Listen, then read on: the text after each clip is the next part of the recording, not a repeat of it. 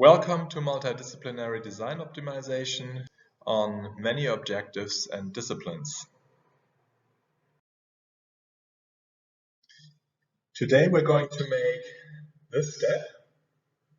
So we're moving from optimization problems with one objective function and a set of constraints and many design variables to many quantities of interest that are simultaneously to be minimized or maximized.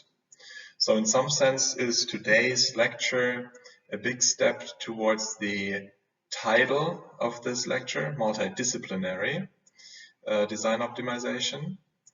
And it'll be mostly about how you can express preferences between quantities of interest with respect to each other. We'll start with a bunch of definitions. Then we will talk about the so-called Pareto optimization, and then introduce a concept that we call objective meta functions. Briefly talk about different types of design. So we call it here X is better design. So more is better, less is better, nominal is better. And then we talk about design with requirements. And in the end, I will present you a design example from industrial practice about vehicle dynamics.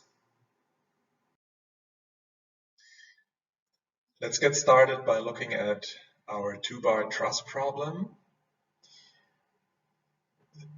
For two system outputs or quantities of interest, the displacement that quantifies the stiffness of the structure and the mass.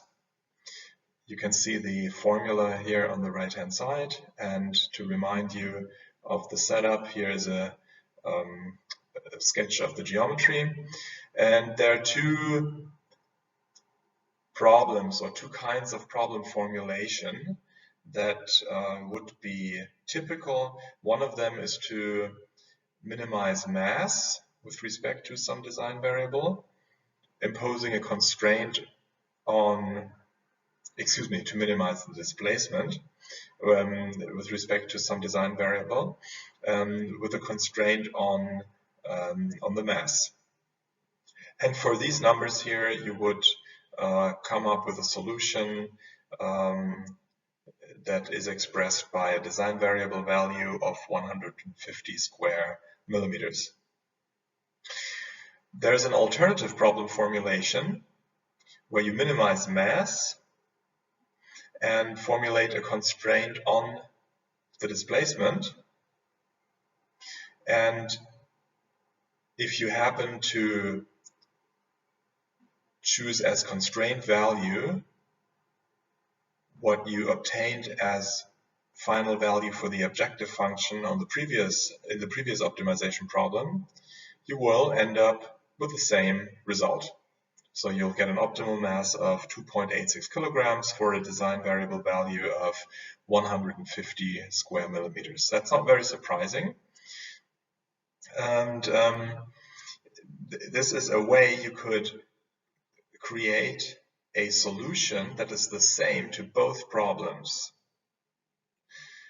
But typically you cannot produce a unique solution if you have only two quantities of interest and no constraint value that would tell you how to translate these optimization problems with respect to each other. So you need to come up with a way to deal with two quantities of interest if you do not want to treat them as a constraint. And we will talk about how to do this in this lecture. So the way you treat multiple optimization objectives is subject of what we call multi-objective optimization. So if you have a quantity of interest, stiffness for example, that would be computed by this objective function, and you have another quantity of interest, weight for example, that would be computed by this objective function, and similarly cost, that would be computed by F3 as an objective function. You could formulate an optimization problem that looks like this. You want to minimize all of it. Well, you would want to maximize stiffness and minimize weight and cost. And formally, you could write this. Multi-objective optimization is about optimization problems with more than one optimization objective, so m greater than 1. And the interesting problems are the ones where you have objectives that are in conflict with each other. So making your structure cheaper, it will lose stiffness, or making it cheaper, it will become heavier, or vice versa. If you do not formulate constraints for all of your objective functions, except for one, of course, you would have to talk about preference, because making a structure cheaper while making it less stiff, of course, may be preferable to one designer, but not preferable to the other designer. And that needs to be fed into an optimization scheme somehow. This preference needs to be made quantitative and explicit.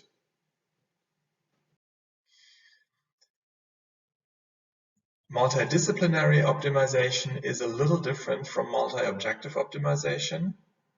So multidisciplinary optimization is typically a multi-objective optimization, but emphasizes that the objectives typically come from different disciplines. So the quantities of interest and the design objectives or constraints, they are from different engineering disciplines.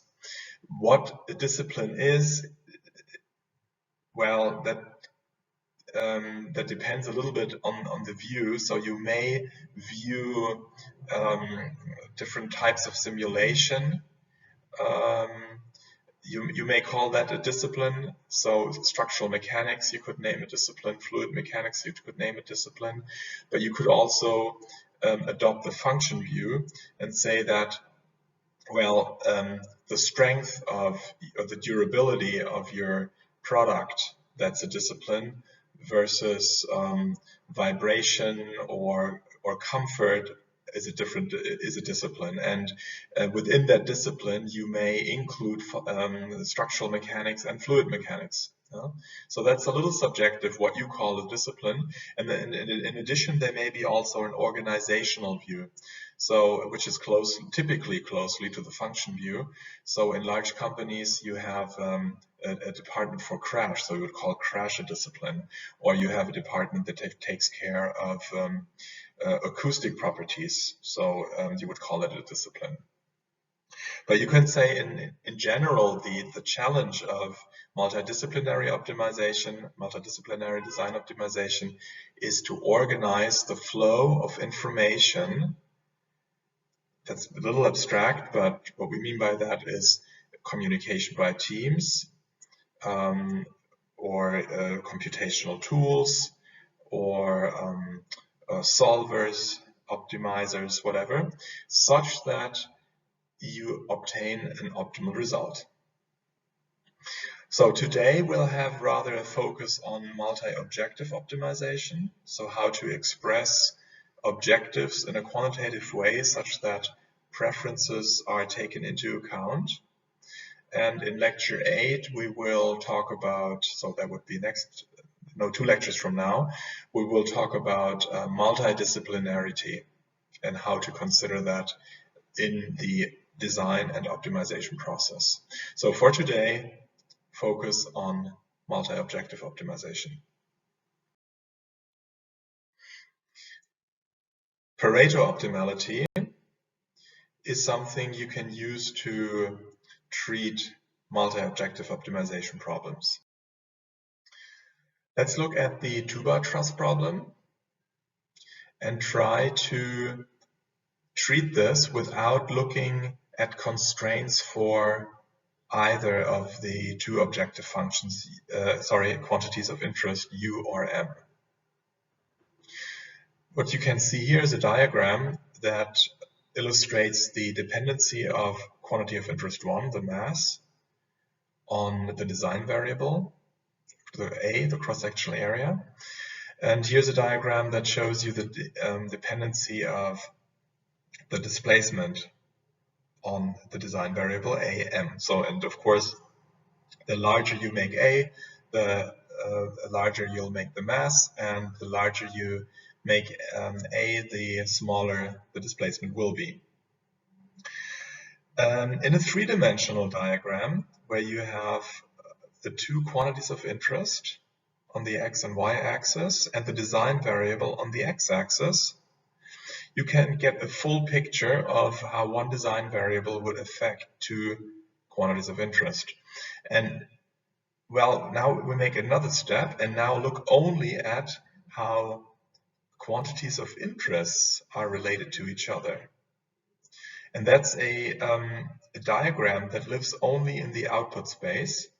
That is very interesting because it gives you an idea of what results are possible to obtain for this particular problem. So here you adopt the view that you only want to look at what outputs are available, what results are available. The dependency on the design variable is not so important anymore.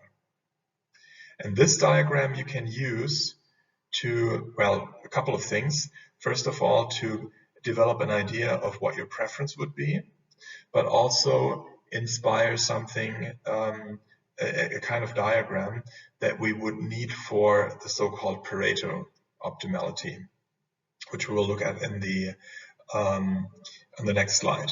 So for now, this is the best result you can get, as long as you do not clearly say what quantitative preference you have.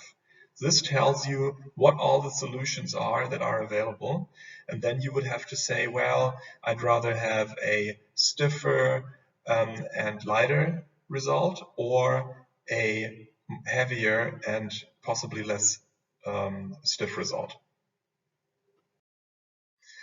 So the formal definition of Pareto optimality is this: a design X star is non-dominated or Pareto optimal if there is no other design that is better or the same with respect to all quantities of interest here expressed as objective functions.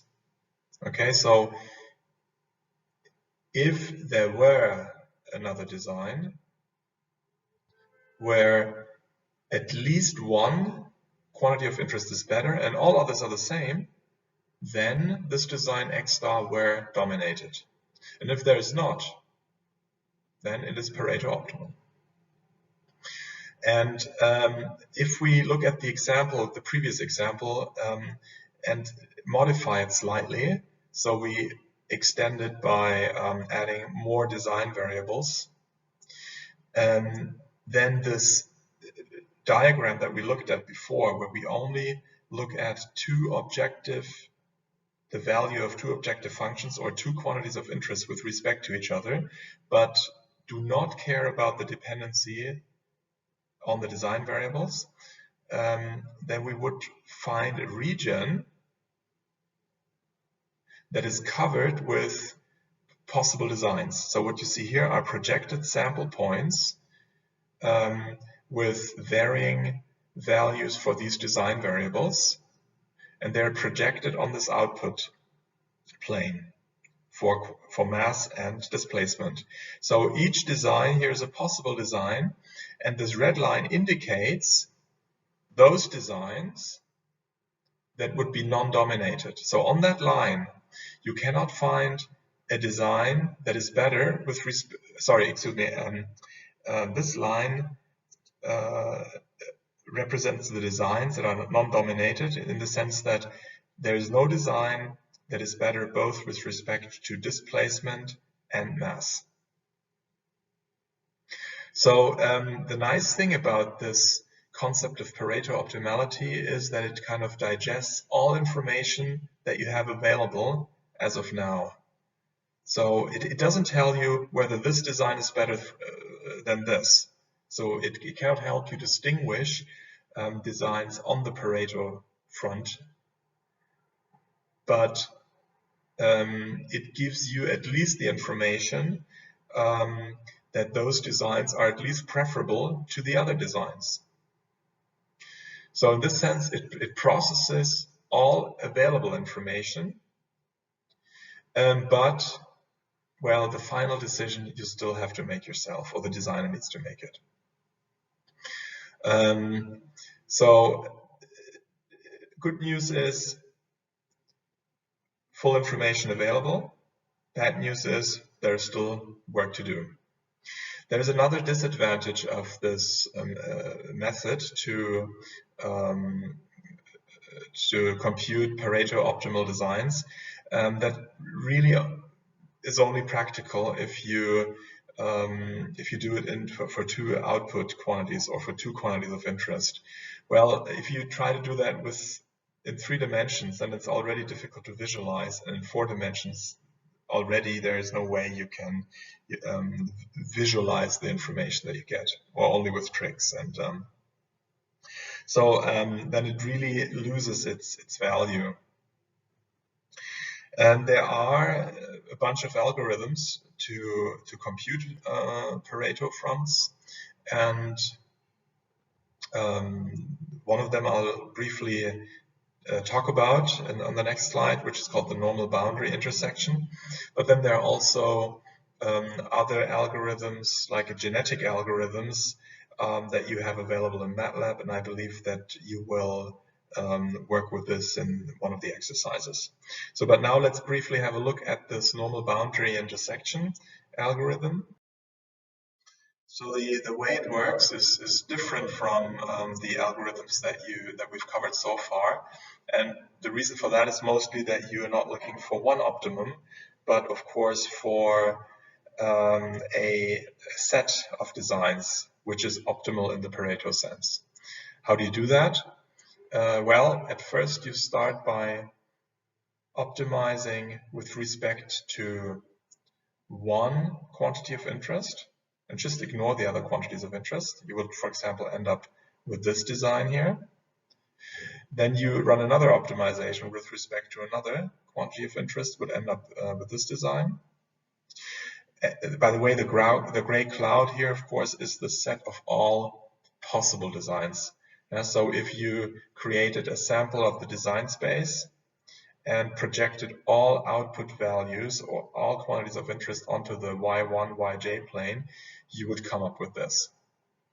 So in J is meant to indicate that this could be for the dimension 2, but it could also be higher dimensional. So this principle would, in theory, also work for, let's say, 3 or 4 dimensional problems.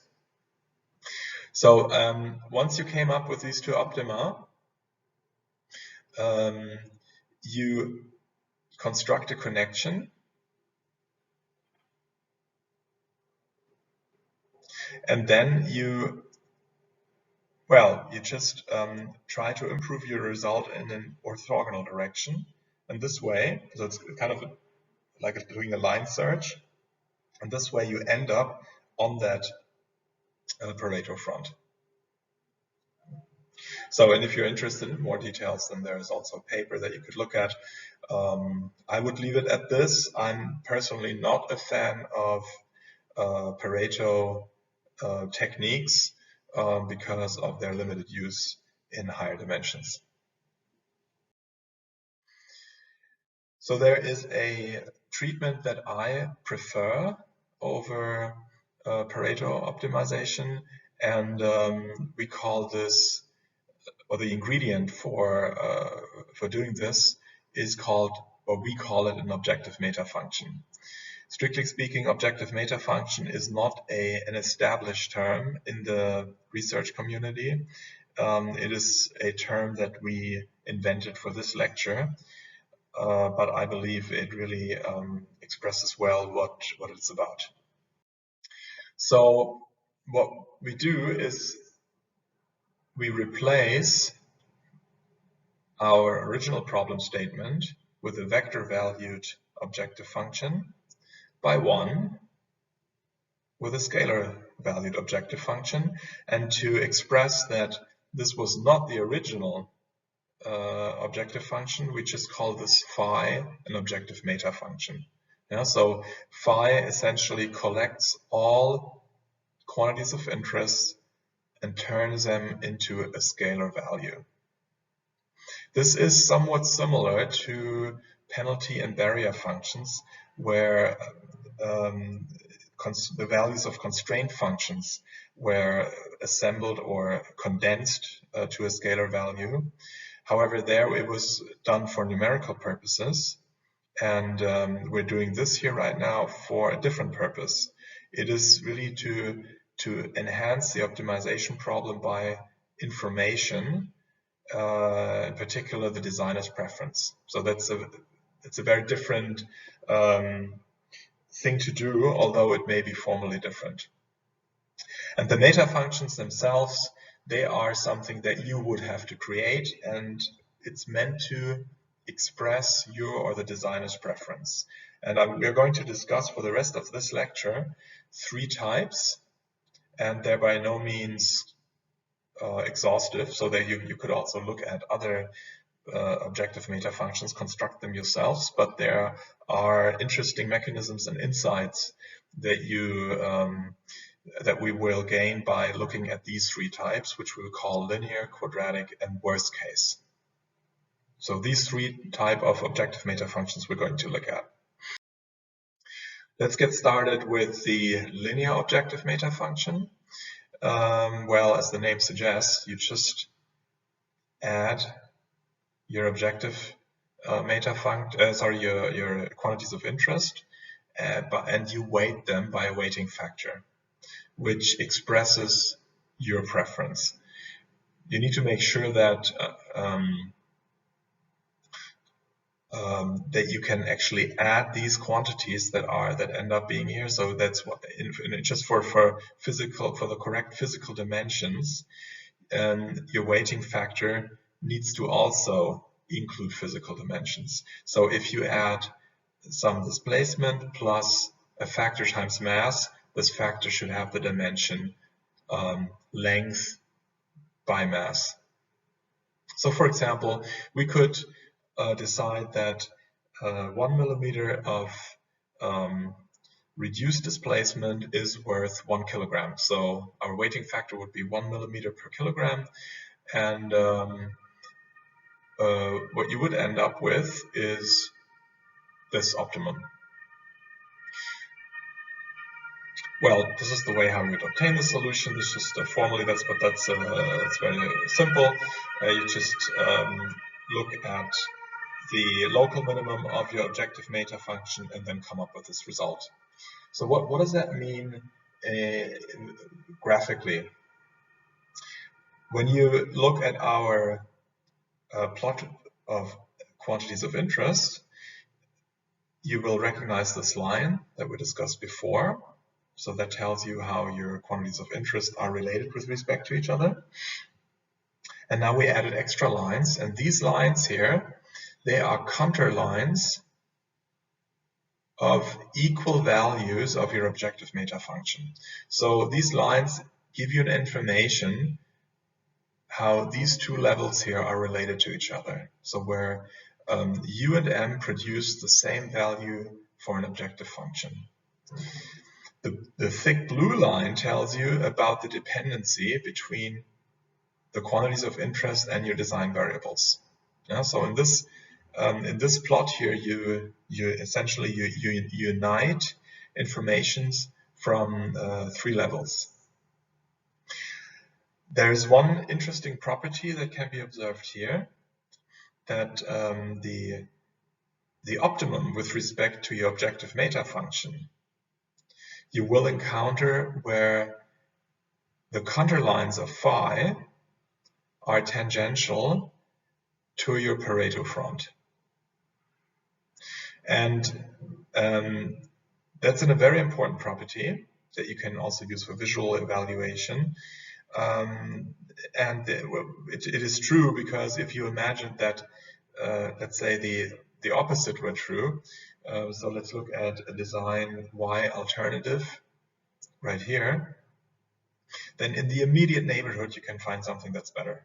So the opposite is false, therefore it must be true. Now let us study how the weighting factor affects the result. On the left-hand side, you can see the optimization problem formulated with a weighting factor of 1 millimeter per kilogram. So a designer would consider two designs as equal that differ in displacement and mass. For example, by one design has 1 millimeter less of displacement and has a mass that is higher by 1 kilogram, and the other design would be the nominal design, then those two designs would be considered as equal. On the right-hand side, there is an example with a different weighting factor where the designer chooses 10 millimeters to be equivalent to 1 kilogram. And the change of the weighting factor changes the slope of those contour lines, the contour lines of the objective meta function, and pulls the optimum in this direction. And the reason for that is that the designer, trying to minimize the objective function, would prefer a solution with more displacement and a little less mass than otherwise. And this is expressed by this factor 10 millimeters per kilogram. So the location of the optimum, the final location of the optimum, will depend on that weighting factor, and the weighting factor is an expression of the designer's preference, and this preference will determine where the optimal solution will end up. So there is an important notion in multi-objective optimization of the so-called utopia point. So utopia expresses two things. One is that you specify the direction of your ideal. So in that case, the utopia point would be at minus infinity and so for the x-axis and the y-axis at minus infinity, or for displacement and mass at minus infinity. But it also expresses that you will never be able to reach it. Yeah? So the concept of a utopia point is just to quickly express in what direction the objective meta function will pull the optimum.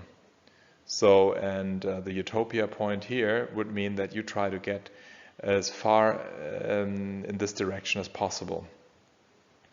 So there is one inherent disadvantage of linear objective meta functions, and there's another example later where we can see that more clearly. You can compensate bad values for one system output or one quantity of interest with good values for other quantities of interest. And sometimes you don't want that. You don't want that compensation mechanism. And that will become clearer, I think, when we look at another example. So we will get back to this issue. There is another kind of objective meta function. This is the quadratic objective meta function, where you use quadratic terms that you add up. So in this case, we chose as the square of the weighting factor to be able to use the same dimensions as before. And what will happen if you do that is that you bend the contour lines of your objective meta function such that you that they describe an ellipsoid essentially. And the utopia point of this objective meta function would be at 0, 0. Okay, and by changing the weighting factor, you'd be able to adjust the axis ratio of this ellipse. And depending on your designer's preference, you want to choose a large W or a small w.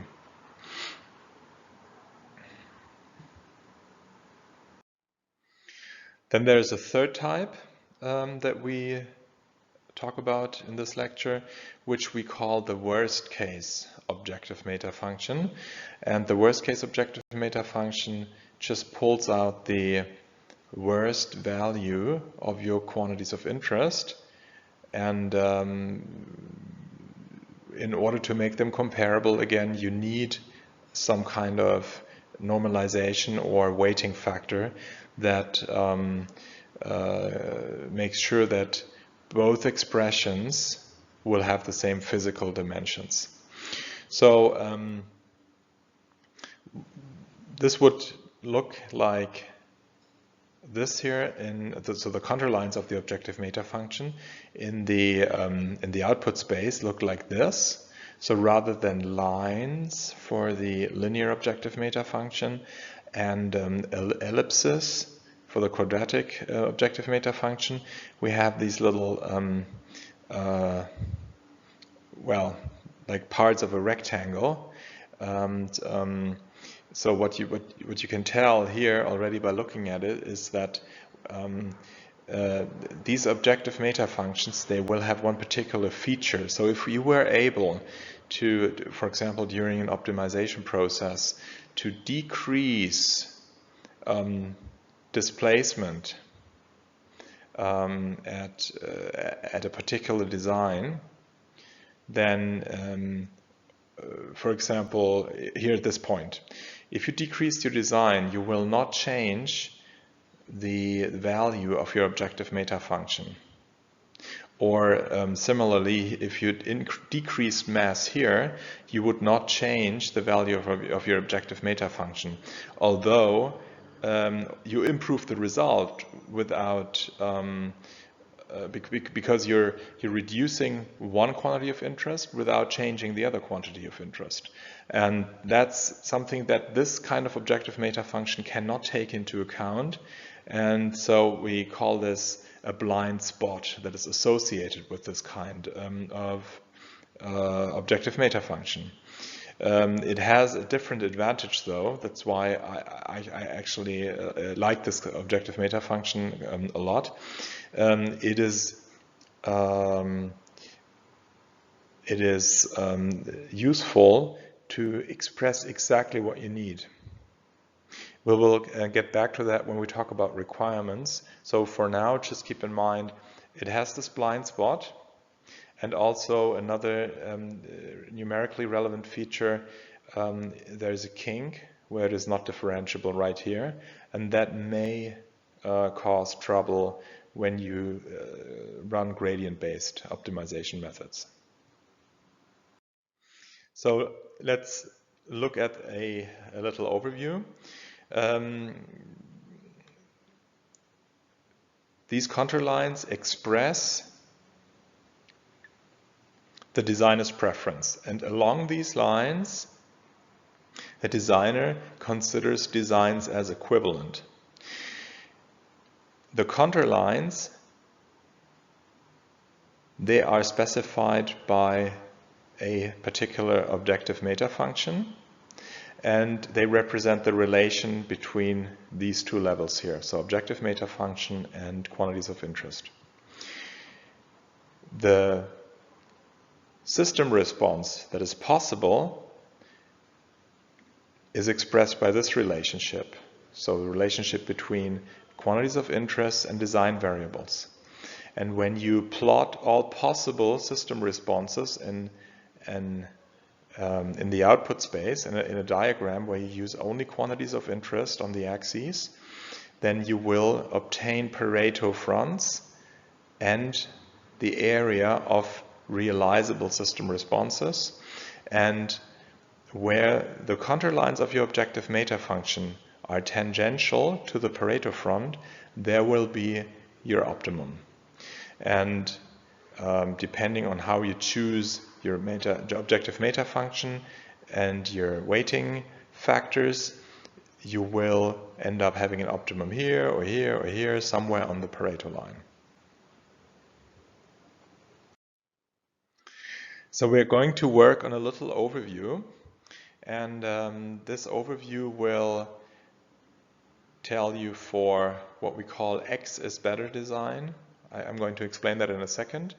And for requirement-based design, what objective meta functions are useful and what objective meta functions have disadvantages. So as of now, we covered the less or more is better design and discussed how objective meta functions that are linear, quadratic, or worst case will produce an optimal solution. So note that also in the parentheses here you have the change from less to more is better design. Yeah? So if you have a rather than a less is better design, which was the reference optimization problem until now, if you want to go to a more is better optimization problem, you just add a minus sign here or here or here. The quadratic objective meta functions have one restriction that only works for utopia points at the origin. That can be fixed, as we will see in a second. So let's talk about what we mean by X is better design.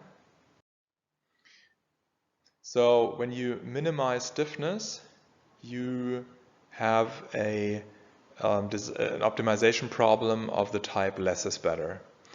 When you maximize profit, it is more is better, and mathematically you can easily transform one problem statement into the other.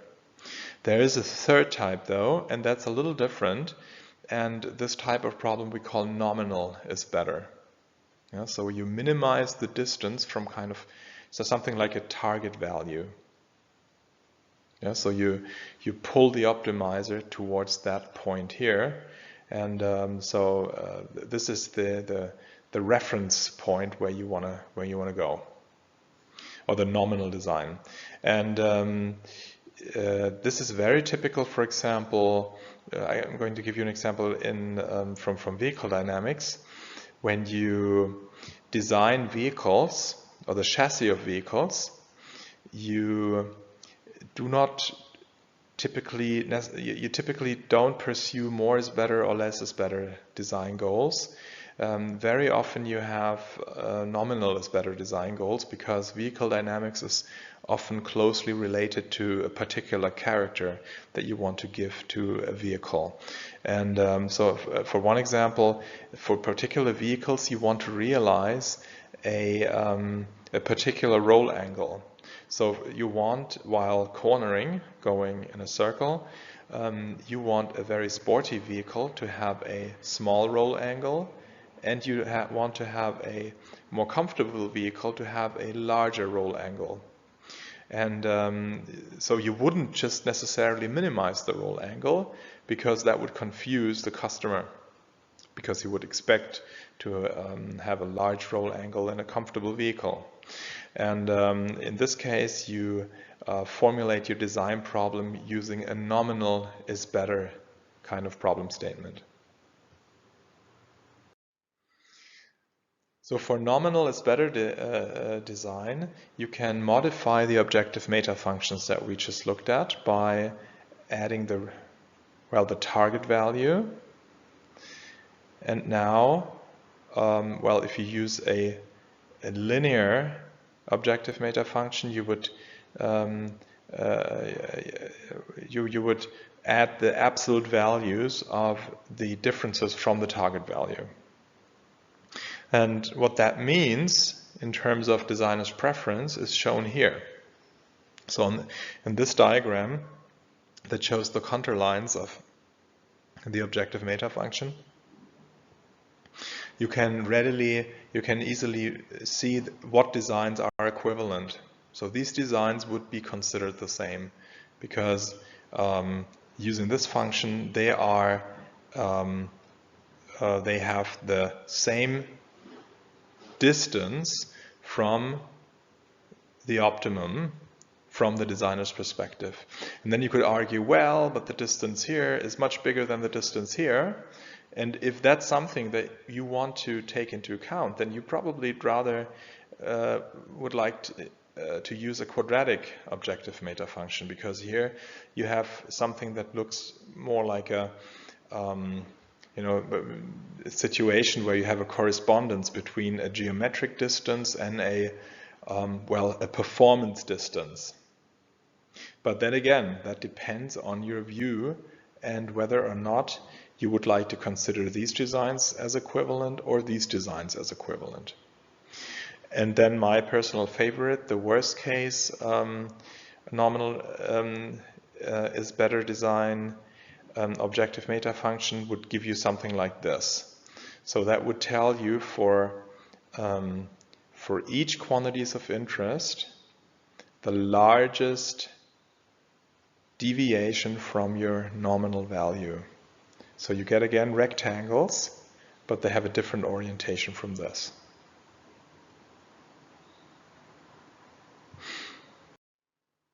So we can extend our overview by these functions here that we just saw and completed the section on X is better design.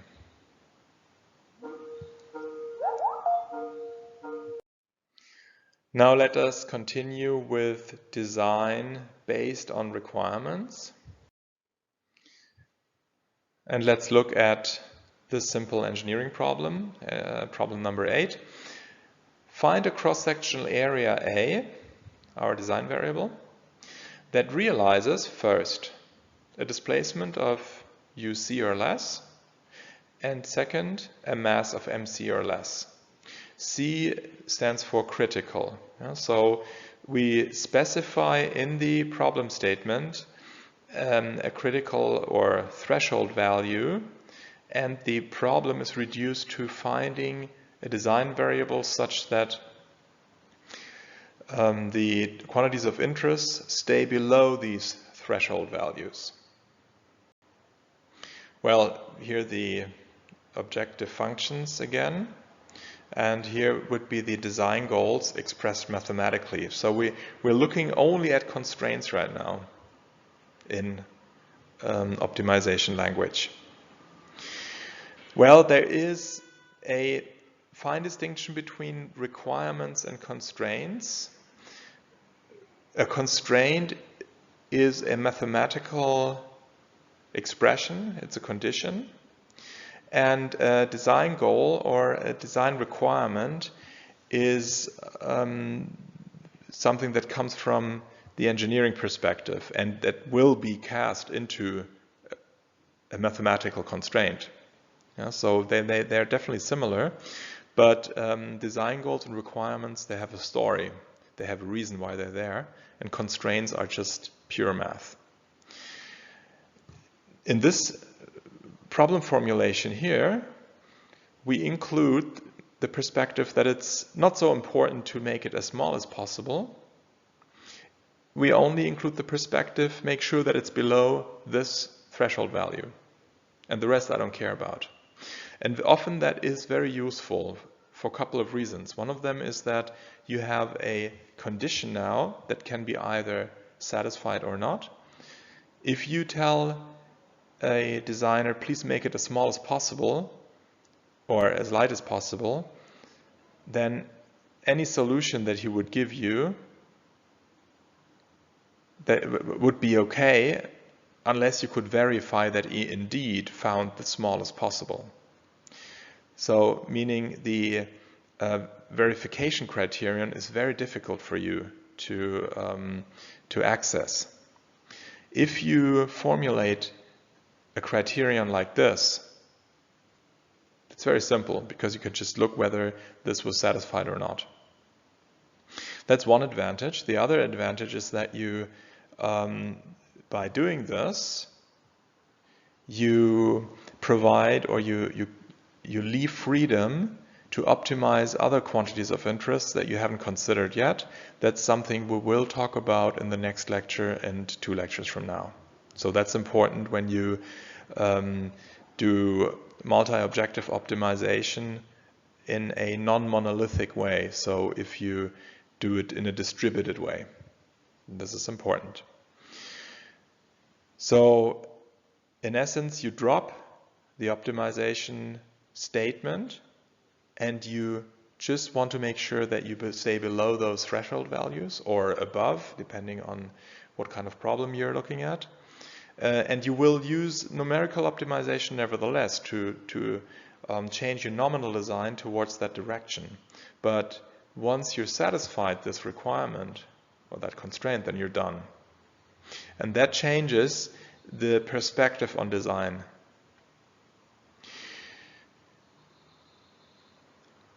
So weighting factors will still be necessary to normalize your objective quantities with respect to each other. Yeah? So you want to put them on the same reference scale. So for example, let's apply the linear objective meta function to our 2-bar truss problem. We pick a critical threshold value for the displacement of 1 millimeter and a critical mass of 2 kilograms. And well, our design goal is to stay below those threshold values. In other words, stay in this section here. And we're using a numerical optimization scheme to help us get there. So we construct our objective meta function such that between these two extreme design points, all designs are equivalent. So we use the threshold values as weighting factors and also normalize the objective meta function with respect to those critical threshold values. And then realize that there is a problem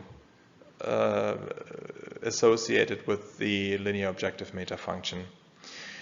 We don't end up in the space of good designs, those that satisfy the design goal or reach the design goal. We're slightly off. And mathematically, that's correct, because here the counterlines of the objective meta functions run tangentially to the Pareto front. And that's due to this mechanism that I explained a couple of slides before. What's happening here is that you have a compensation between the two different quantities of interest. So it seems to be preferable to make this this quantity of interest worse. So rather than going here, you'd prefer this point because you get a better trade-off between y1 and yj according to that objective meta function. And that's something you may not like, in particular when you do design based on requirements. Let's try another objective meta function. Let's try the quadratic one. And here we realize, okay, we end up within that region of good designs. That's good. But, well, you can tell that there would be better designs. For example, this one here. I mean, technically, this and this, they would both satisfy the requirements.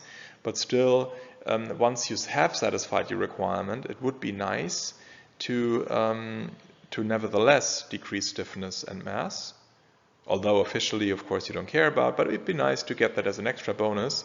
And this objective meta function doesn't do that. So the objective meta function would always pull you towards its center. So the quadratic version of it. And that's also not very nice. So when you looking at the worst case objective meta function, you can tell that the contour lines of your objective meta function are perfectly aligned with the boundaries of your space of good designs. And that's a nice property, because now you can tell that the objective meta function will be exactly 0 once you're on that boundary, and will become increasingly smaller, that means negative, the further you move inside into that region and away from the boundary. And it'll become larger the further you move away from that. So that's a nice property.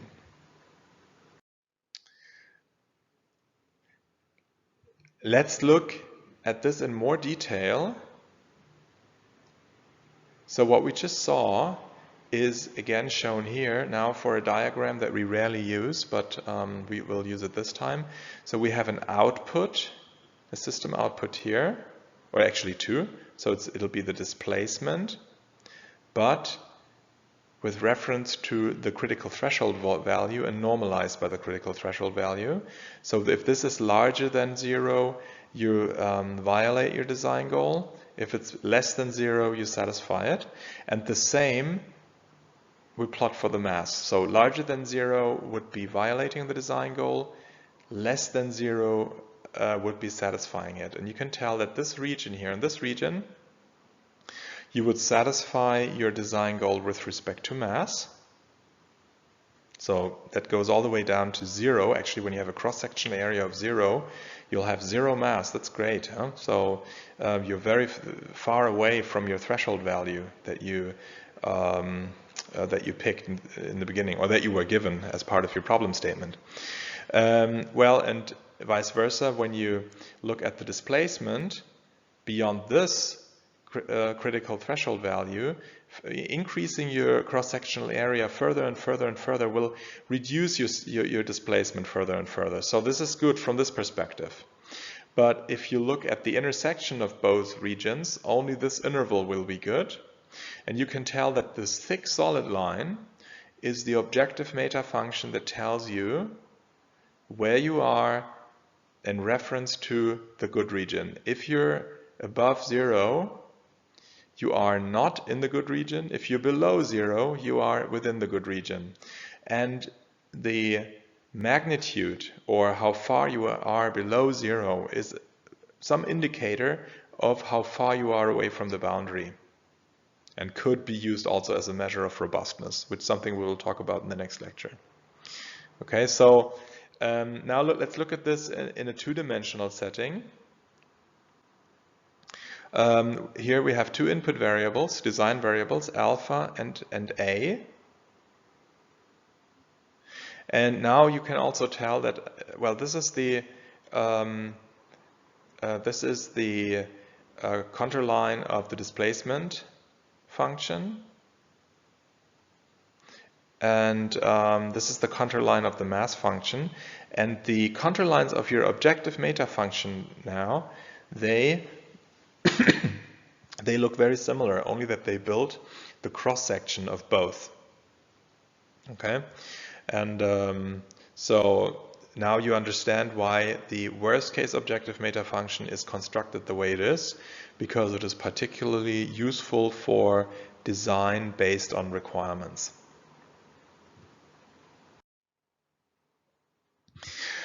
So a formal definition for different cases that you may encounter. Well, we decompose the objective meta function for requirements, the worst case objective meta function for requirements, into several parts. And this is meant to be the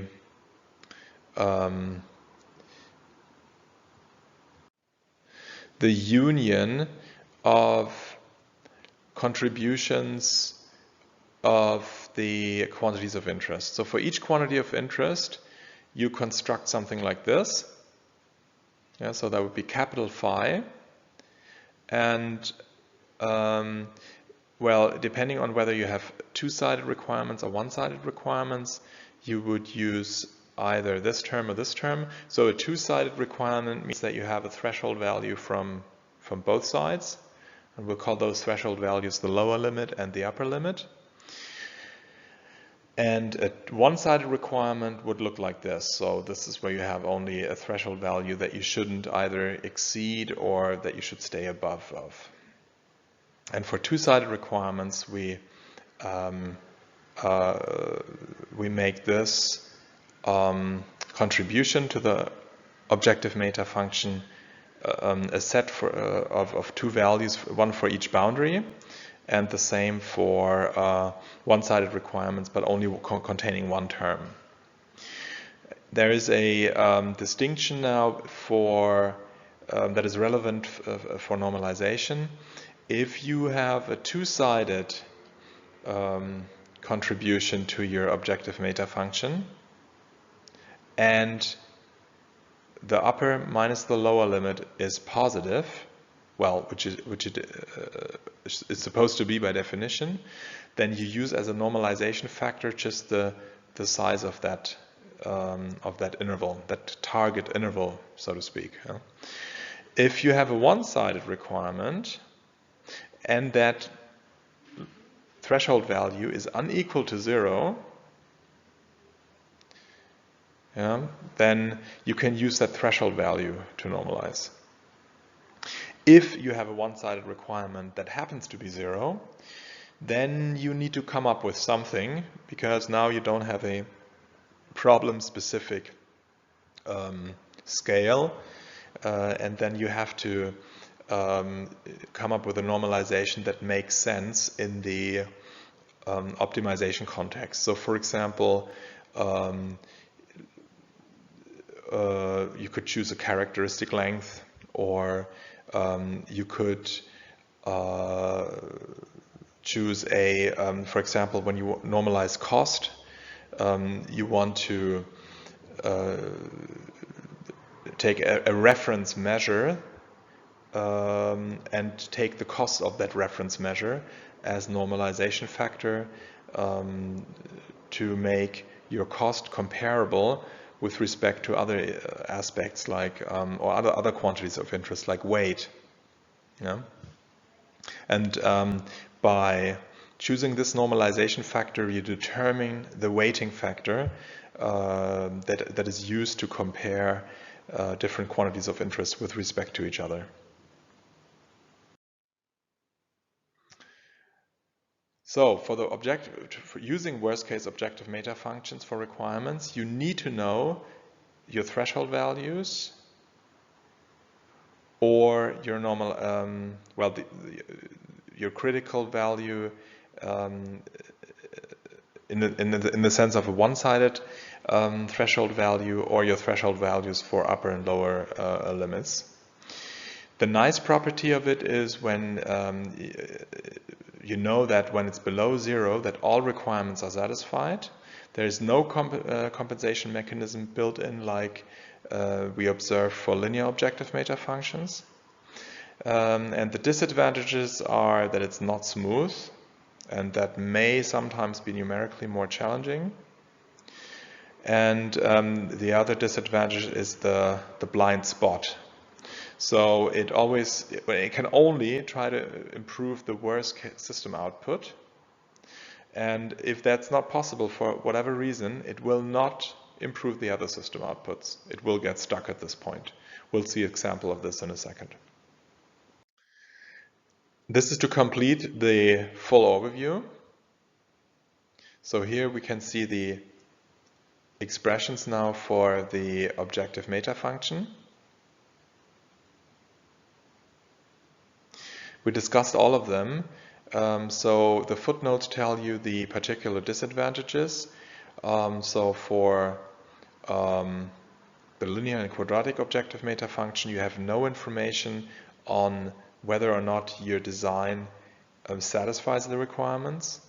And for this here, for the quadratic objective meta function, you may have a situation where better designs are actually penalized, because you have this built-in reference point for quadratic meta functions that you cannot get rid of.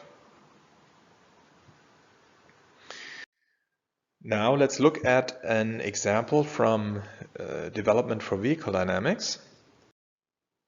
And for this, we will again look at the chassis design problem that we also talked about in lecture 3. So to remind you, we have 12 design variables related to stiffness values or stiffnesses, for example, of the bump stop, rebound stop, and anti-roll bar.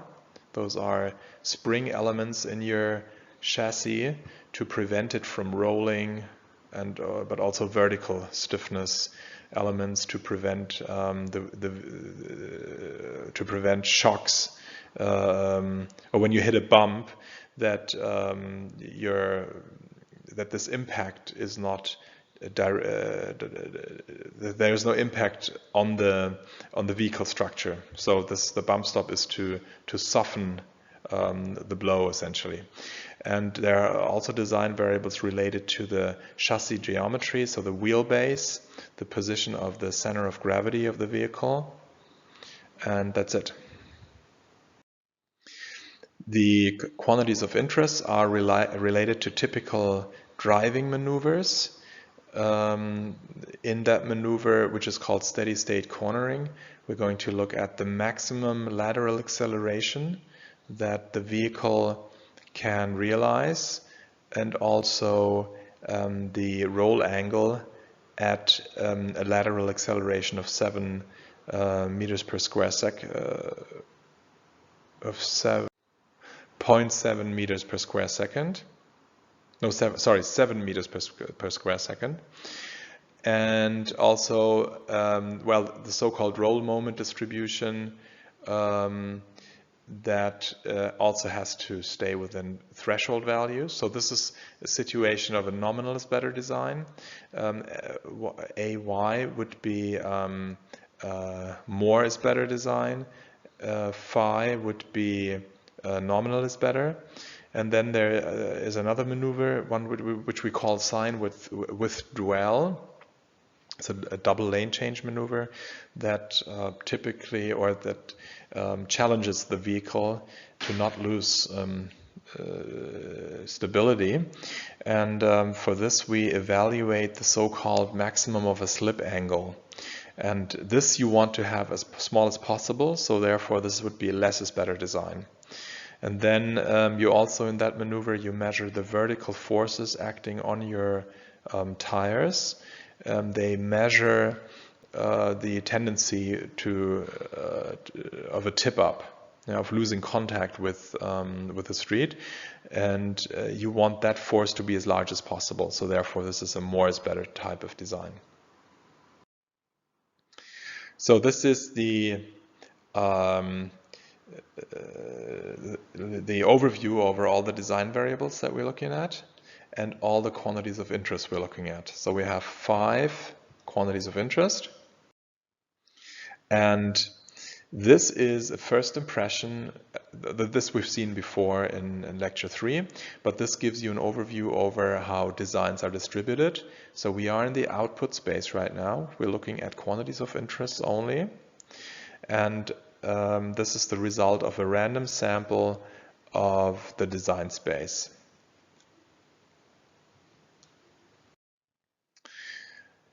Now let's run a Pareto optimization for 2 design variables. And what you would end up with, if you did that for your tip-up force and your maximum lateral acceleration, is you would get something like this. So here you can see the front line. The utopia point is here, because you would like to maximize both. And I mean, that's nice because it tells you what you can realize best. And actually, by random sampling, what you observe is these blue dots that were created by random sample. These are random samples. That random sampling doesn't get you as far as a Pareto optimization. Now, the Pareto optimization lies further away from that bulk of blue dots, and the reason for that is, of course, that you have an algorithm that pulls your solutions in that directions towards the utopia point. Let's take three design points. 2 of them from the Pareto front and 1 from the middle of the design space. well, actually, we don't know whether it's the middle of the design space. What I mean is the middle of that cloud of designs. And well, what you see here is that you have a large tip-up force. Well, here it's less.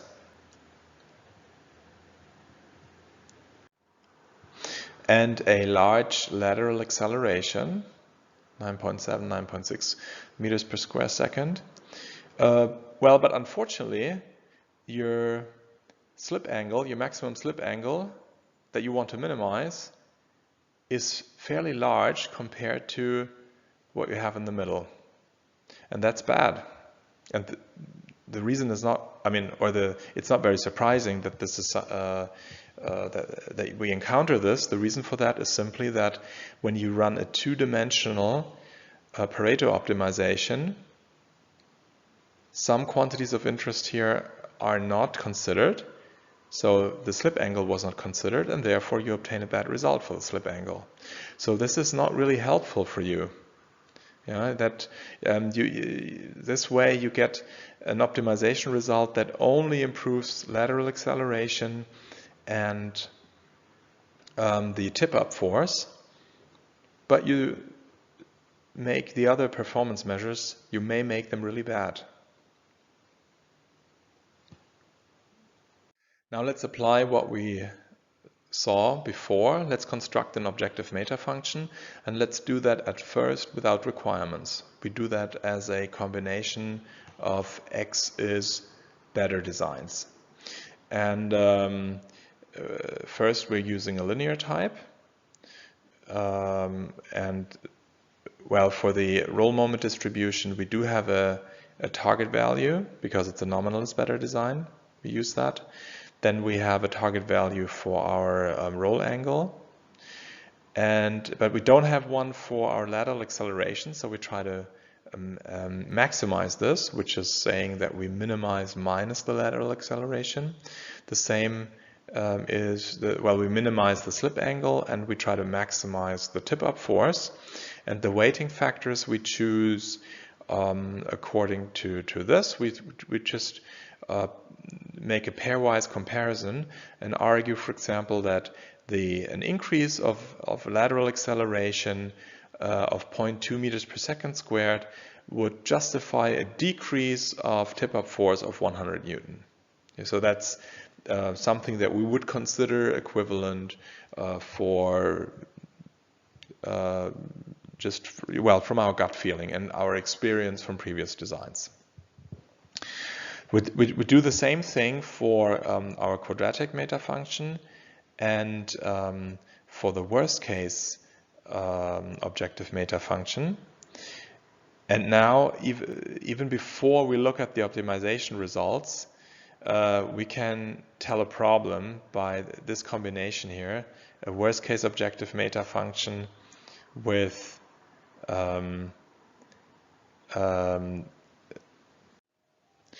this type of contribution. Well, we need to minimize the worst deviation. Sorry, we need to minimize the worst of these terms. Our tip-up force is positive and we want to minimize it. Therefore, we need to add a minus sign here. Adding a minus sign here means this term will always be negative and it will always stay below values which are positive. So there is no way we will ever actually improve our result with respect to the tip-up force. So that's a built-in problem that makes this combination unattractive. Before I show you the results of the optimization, let's have a quick look at the setting and how the optimizer was called. We used an fmincon algorithm in MATLAB with a maximum number of functional evaluations of 3,000, a number of iterations allowed of 1,000, and a termination tolerance of 10 to the power of -6.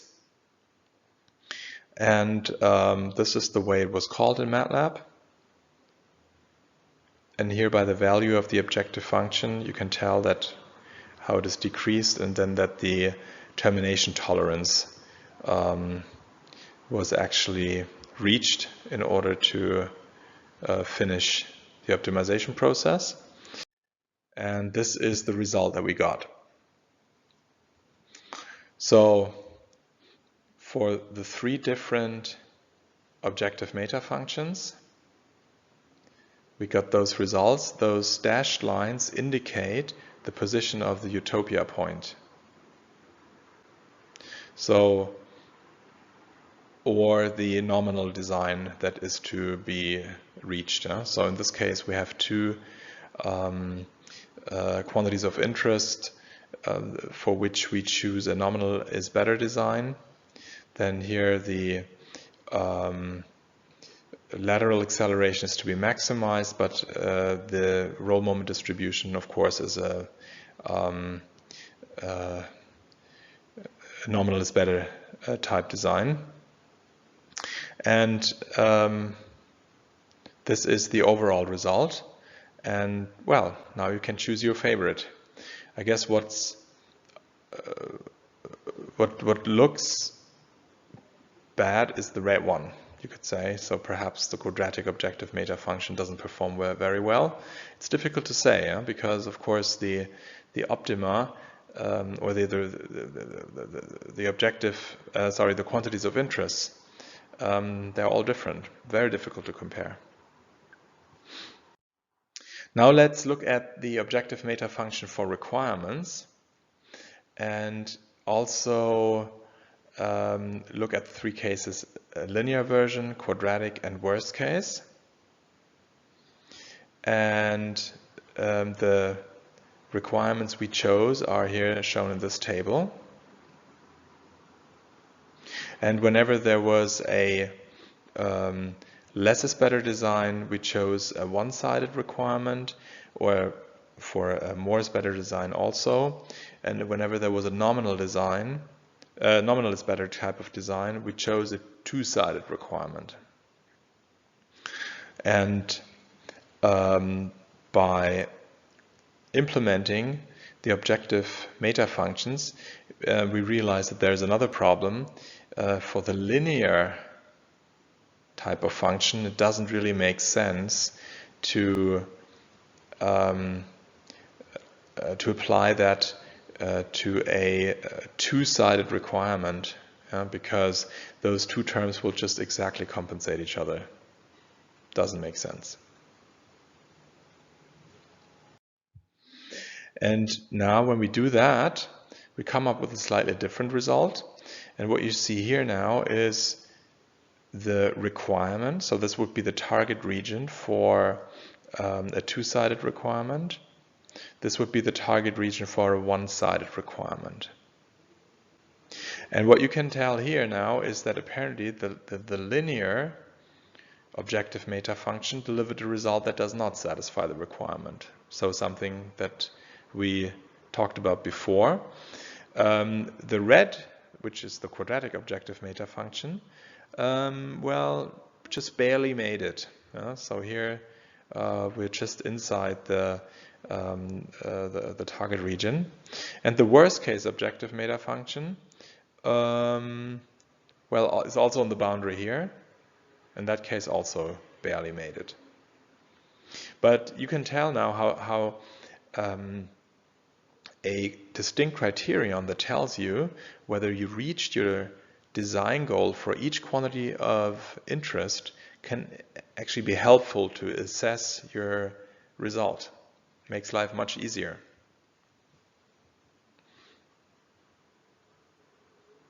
So this is one way to visualize multi-dimensional outputs. You use these kind of multi-parameter plots, and now we try to combine everything together. So the X is better and requirements-based design for each type of objective meta function for linear, quadratic, and worst case. And now, well, what you can also compare now is how the X is better objective meta functions performed with respect to the later imposed requirements. You can tell that, for example, here the quadratic objective meta function for X is better design also would produce a result that actually would violate this requirement and this, which is not so surprising because, of course, this objective meta function didn't know the requirements that were imposed later. So this comparison is not quite fair, really. But so I guess the message here really is to show you that having multiple outputs, it can become difficult to interpret the results.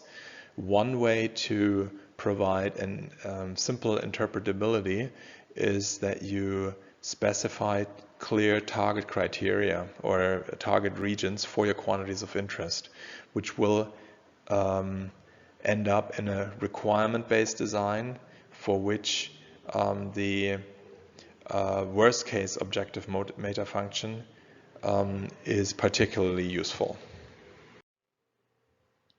So here you can look at the optimization results again, and highlighted in red are those quantities of interest or the values of quantities of interest that would violate the requirements.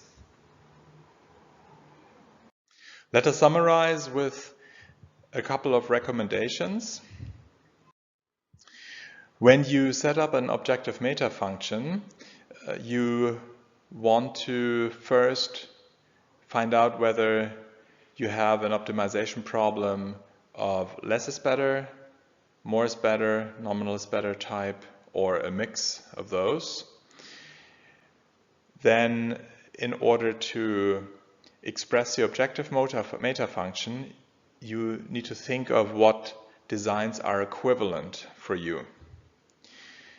When you have unambiguous requirements, and often you have not, but when you have requirements that are unambiguous, then the worst case objective meta function is very useful because it is can be applied directly and you don't need to think about extra weighting factors.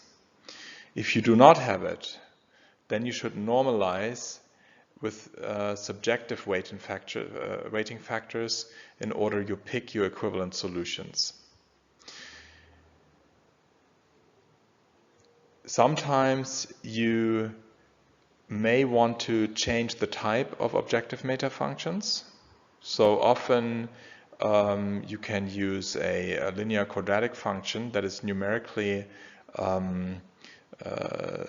more benevolent, and then switch to worst case that will help you for fine-tuning. So, and here's the complete list that we went through during this lecture. And the gray ones are the ones that are associated with problems that are not recommended, and the white ones are the ones you should typically use. So for X is better type of design without requirements, a linear objective meta function is very practical. Then for the nominal is better, either of them will do, and there is no conceptual problem involved. Depends on your preference for what are equivalent designs. And then for if you have requirements, at least for fine-tuning and the later steps, the worst case type of objective meta functions are recommended. So let's finally summarize the lecture. We covered two types of techniques to tackle multi-objective optimization problems. Pareto optimization makes all information that is already in the problem statement included explicit and helps you to isolate those designs that have a built-in preference over other designs from those who do not. But then the disadvantage is that you're left with choosing among those, And also this technique is difficult to apply to more than 2 or 3 output dimensions. The alternative techniques is to construct an objective meta function that quantifies your preference. It condenses many output dimensions into one scalar quantity and is meant to quantify your preference, or the designer's preference. The solution will depend on the choice of your objective meta function. So there's a subjective element included. And once you have explicit quantitative requirements, life can be easy by choosing worst case objective meta functions. So this would be it for today. I see you next week. Stay healthy and goodbye.